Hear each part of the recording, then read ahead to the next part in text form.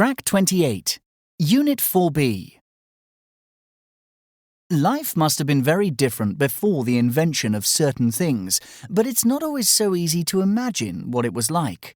For example, if you're in your teens or 20s, you might never have considered how people searched for information before the internet existed. The electric light is another thing that we all take for granted.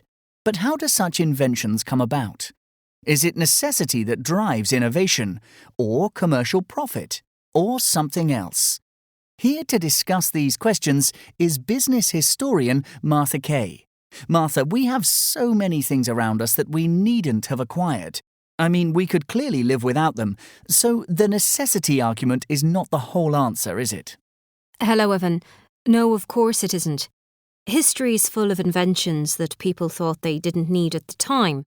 In 1878, a British parliamentary committee, which had to comment on the usefulness of Alexander Graham Bell's telephone, said, "It is good enough for our transatlantic friends, but unworthy of the attention of practical men." Yes, well, they probably should have been more open-minded, but in 1878 people didn't need to have phones, did they? You could conduct your daily business perfectly well without one.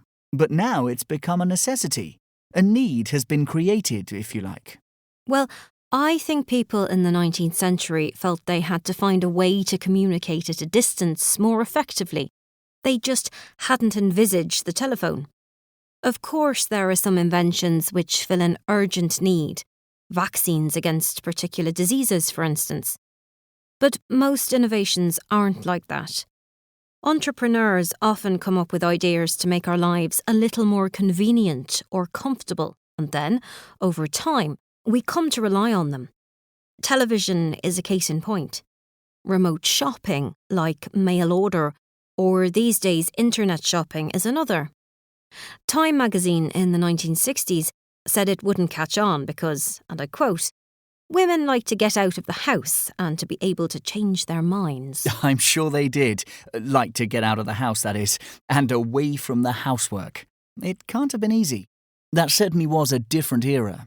Another form of innovation is to take something that's at first expensive to produce and therefore exclusive to rich people and make it available to many. There are quite a few things that we now see as everyday necessities that have come to us in this way, where an entrepreneur has found a way to produce something more cheaply, like the mobile phone or the computer.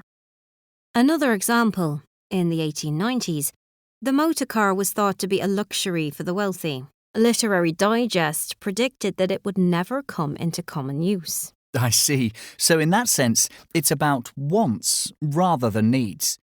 But what about all those things that we really don't need? I'm thinking of things like electric lawnmowers.